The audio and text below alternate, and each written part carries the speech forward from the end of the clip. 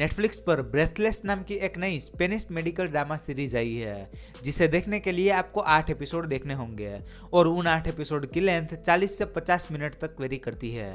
तो कैसी है ये सीरीज और क्या आप सभी का इस सीरीज को अपना टाइम देना सही रहेगा या नहीं, चलिए बात करते हैं। सबसे पहले मैं आपको इस सीरीज की बेसिक कहानी बता देता हूँ, जिससे कि आप डिसाइड कर पाओ कि क्या ये सीरीज आपके लिए है या नहीं।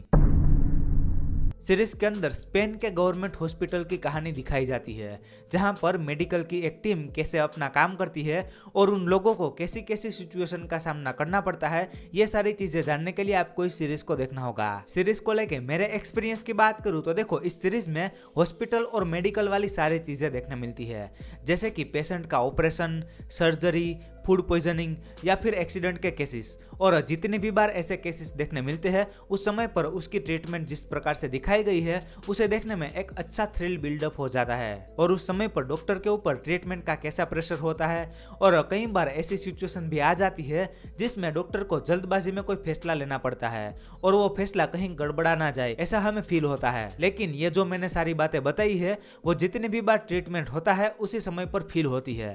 बाकी बचे दूसरे सीन में हॉस्पिटल स्टाफ के आपस में रिलेशन, उन सभी कैरेक्टर की पर्सनल लाइफ, वो कैसे जी रहे हैं और कैसे कोई कैरेक्टर एक दूसरे से अटैच हो रहे हैं और उनके बीच रोमांस वाली चीजें देखने मिलती है। और ये वाली सारी चीजें देखने में आप डिसेंटली एंगेज रहोगे।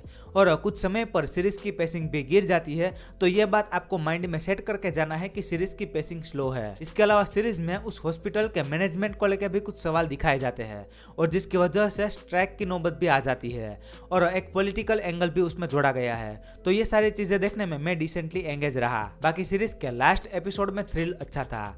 उस एपिसोड में सिटी में एक तूफान आता है और उस समय पर हॉस्पिटल के अंदर की सिचुएशन देखने में मजा आया। बात करूं एक्टर की एक्टिंग की, तो वो मुझे सभी की पसंद आई और सीरीज की प्रोडक्शन वैल्यू भी काफी अच्छी थी। ओवरऑल कंक्लूजन की बात करूं तो अगर आपको मेडिकल ड्रामा देखना पसंद है तो इस सीरीज को ट्राई कर सकते हो।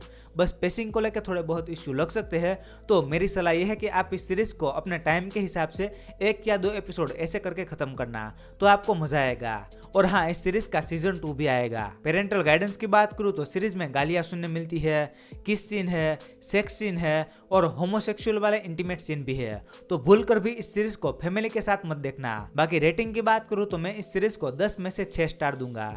आई होप कि आपको मेरा ये ब्रेथलेस सीरीज का रिव्यू पसंद आया होगा। तो अगर रिव्यू पसंद आया है तो वीडियो को लाइक कर देना और चैनल पर नए हो तो सब्सक्राइब भी कर लेना। मैं मिलता हूँ आपको अगले वीडियो में, तब तक के लिए बाय।